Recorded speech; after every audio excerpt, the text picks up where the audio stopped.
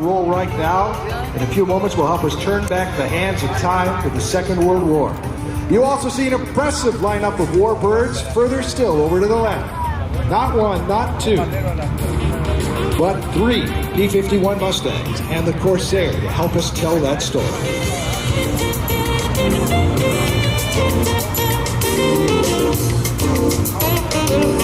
That's an early P-51, and that's the Allison engine. There's the bird.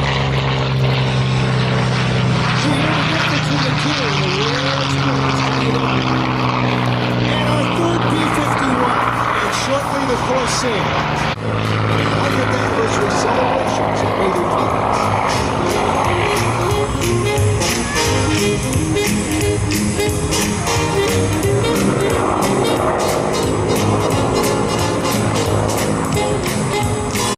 40 buildings comprised of 8.43 million feet of lumber were completed here.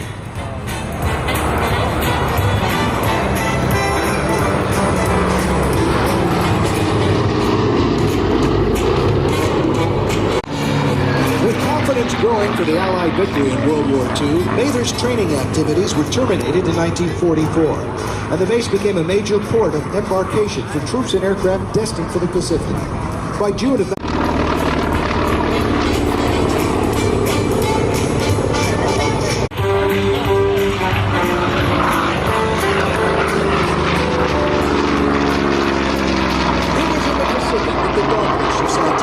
the Corsair just now served the nation so well. The P-51 Mustangs above, the B-17 below. The SPD and the Corsair in the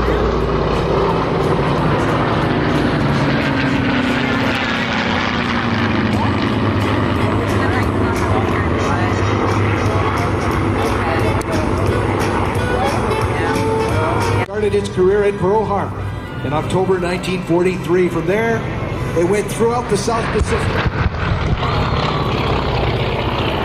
And of course, the Corsair. The famous Corsair. From the Plains of Fame Air Museum in Chino, our P-51s being flown today by Terry Tarditi, Alan Rocky, and from the SoCal in the P-51 Mustangs, and listen to the sound of round, the Allison and the Merlin engines and the music they make.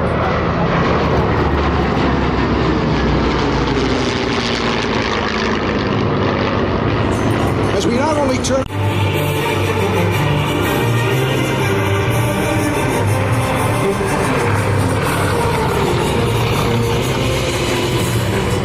the thoughts and hopes of all America, indeed of all the civilized world. Follow it. As we continue our salute to our veterans, remember our celebrations of 100 years of history here at Mather Field.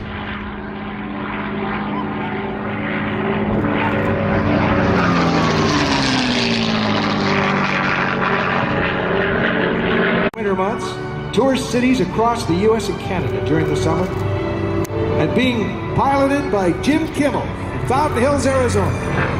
Co-pilot Brian Churchill from Mesa, Arizona. The crew chief on board is Dutch Schultz of Walker, Minnesota. Recovering out in front of you on the far left, the B-17 centimeter journey.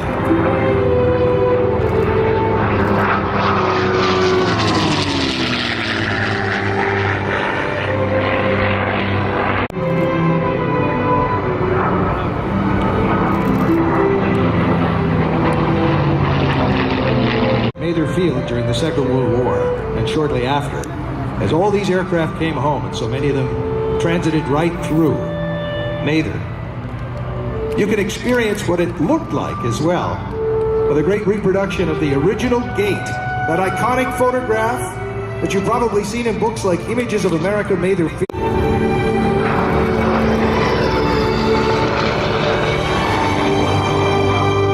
Japanese shipping and airfields.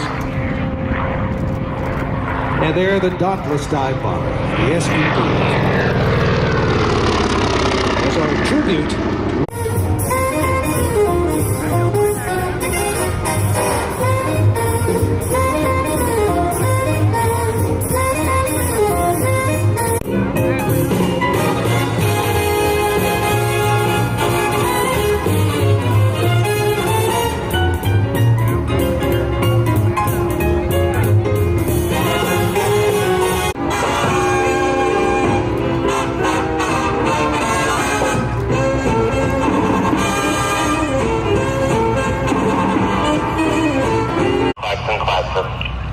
the scramble of the E-4B that you're seeing to the left, which is going to take off shortly, but not just yet. It will be part of another commemoration as we roll the hands of time ahead at Mather to the Cold War era. Following 1945 and the Allied victory of World War II, demobilization and return to a peacetime military were the orders of the day. We're going to commemorate that in some very special ways coming up. But first, to help us move toward NORAD and what happened after the war, we're going to hand things over to the Canadians because they would be the first in a northern invasion. The Canadian Forces this year in their RCAF CF-18 is painted in color. Afternoon, Sacramento. My name is Captain Jen Howell. I'm the Public Affairs Officer and narrator for the CF-18 demonstration team. Each year, the Royal Canadian Air Force presents a theme through its air demonstration teams. And this year, we are joining Canadians and you, our allies, in celebrating 60 years. Flying the demo Hornet today is Captain Stephen Porteous, call sign Porcelain. He's a combat experienced CF-18 fighter pilot with 433 tactical fighters.